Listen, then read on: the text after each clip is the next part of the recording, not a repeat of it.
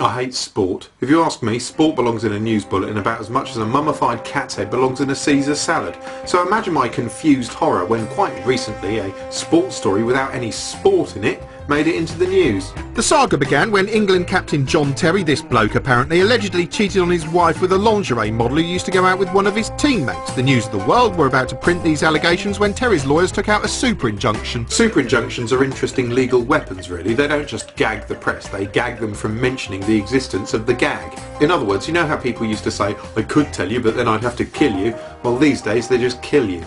Anyway, a judge lifted the super gag, much to the delight of the triumphant News of the World lawyer with a logo stuck to his head, who turned up all over the shop to cry about what a victory for free speech this was. Too often in these cases, the public's right to know is ignored in preference to the so-called protection of incredibly wealthy and pampered footballers and other celebrities.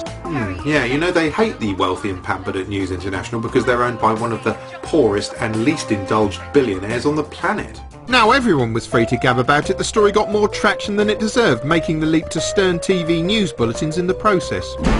Will Terry's secret affect his England captaincy? A gagging order is lifted about his private life. But the question of whether Terry would remain captain wasn't going to be answered for a week. He wasn't talking, his wife was away, his teammates were making no comment, the model was weighing up her options, and the England manager was overseas recovering from a knee op. Nothing was happening. So in order to justify its presence in the bulletin, the News had to play keepy-uppy with the story.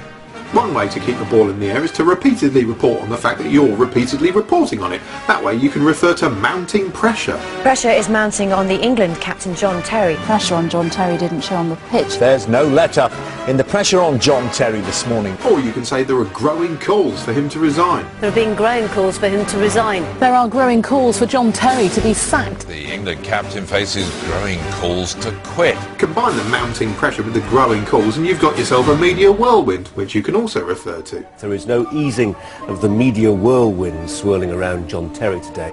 To ensure the pressure kept up, the reporters got their stalking gear on and headed out to stand around entertainingly looking for Terry. Any sign of John Terry there today?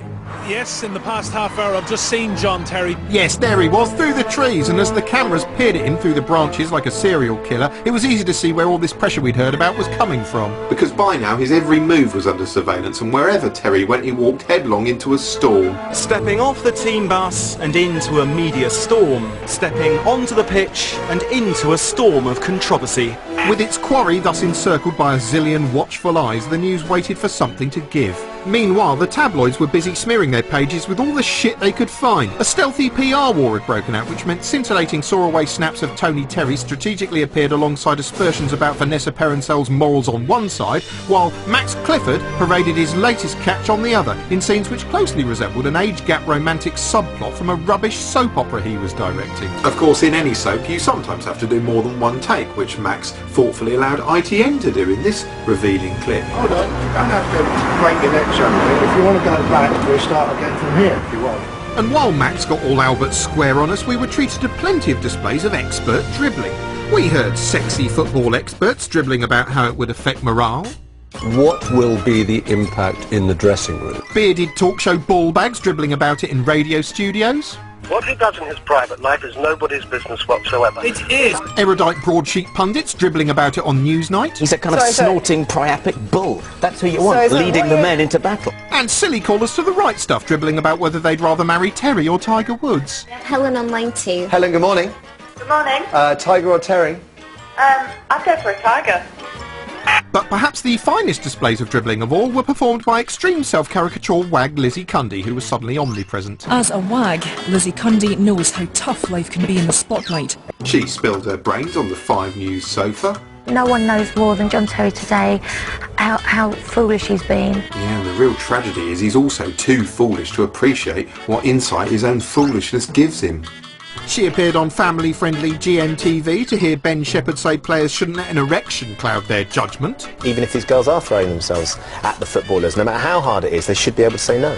She even took part in synchronised dribbling as Sky News brought blokes and birds together for a polarising debate about it all, in which a blokey bloke bloked on about how it broke the sacred credo of bloke. If you apply bloke rules that, you know, we talk about down the pub, you know, over a beer, people will say he's completely out of order. Yeah, completely out of order over your pint of tits. Down your bloke pub.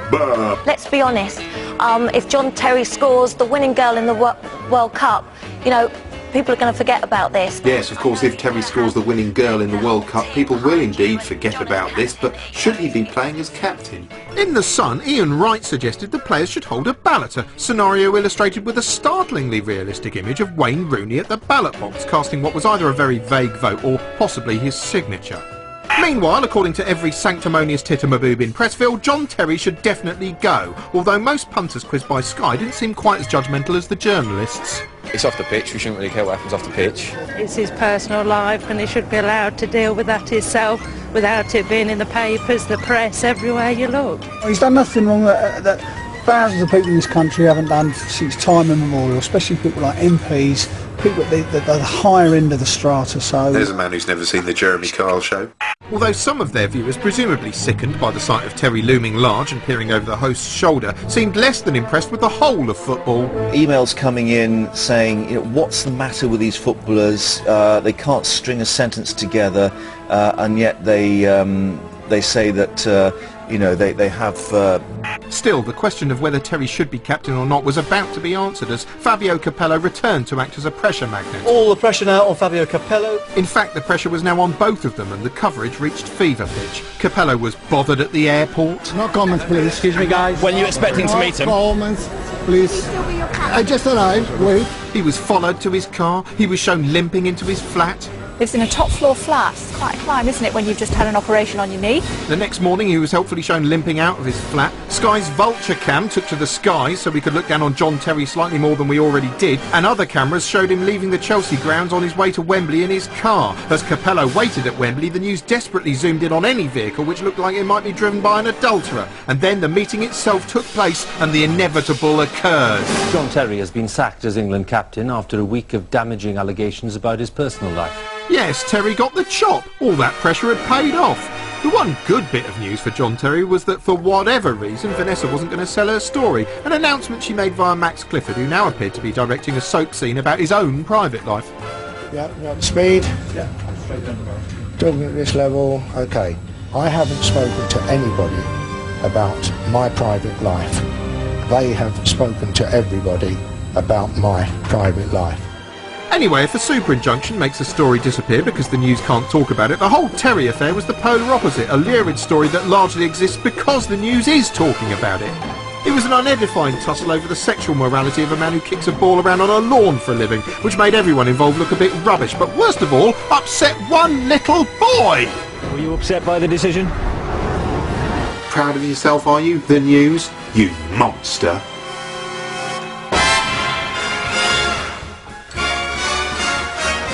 Creatures! And it's been a high-profile week for beasties of all stripes as Sky broadcast a stomach-churning report on the growing trade for leeches. It seems the medieval bloodsuckers have garnered newfound popularity after being touted on gaudy chat shows by celebrity idiots. It crawls in, and you feel it bite down on you. Actually, I think she's describing sex with Ashton Kutcher. And then you just watch it swell up and get fatter and fatter. Well, that's what happens in a relationship. That glitzy Hollywood endorsement was good news for the owners of this horrible Russian leech farm. The female-dominated workforce makes for a maternal atmosphere. There is always contact and a special relationship between humans and leeches. Women have a maternal instinct, so they are better at doing this delicate and complicated work than men. But they don't breastfeed them. Having depicted the delightful leech rearing process, Sky showed us a great interview with a leech fan. It always gives me beautiful, healthy skin. The blood flows to my face and makes it younger. The gory climax of the treatment is cutting the gorged leech in half and covering the face with the resulting blood. Oh, women. From leech blood to rat justice, as another informative Sky report dispassionately covers charges of animal cruelty lodged in an Australian court following last year's murder of a rat on I'm a Celebrity. In case you're wondering how the rat got on, let's take a look at some of its best bits. Magistrate Mark Buscombe said it was clear that unnecessary pain had been inflicted and that a corporate entity of the size of ITV needed to exercise greater care when having an animal killed for the purpose of causing greater sensationalism and attention for its programme. I'm sure they'll bear that in mind when they make that show where Ant and Dec kill a dog.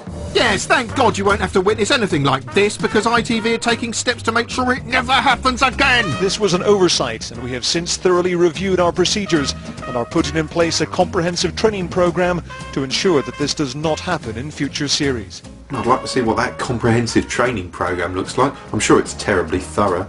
But rats weren't the only animals shown slipping down the human gullet, as ITV transmitted a startling report on the culture war between dog lovers and dog eaters in China. You'd never think of eating your dog then? No. Yes, apparently modern Chinese folk are coming round to the thought that dogs might be people too. I used to eat dogs, but when I started caring for them, I got a different feeling. I can't eat them anymore. I imagine I'll be the same when I have children. Of course, no report on dog eating would be complete without a grisly money shot of some dog eating. This is the skiing. It's very good for you. The meat is nutritious and warming in the cold weather. When I see them in a stew like that, I think dogs are a bit like onions, really. Every time I cut one up, I start crying.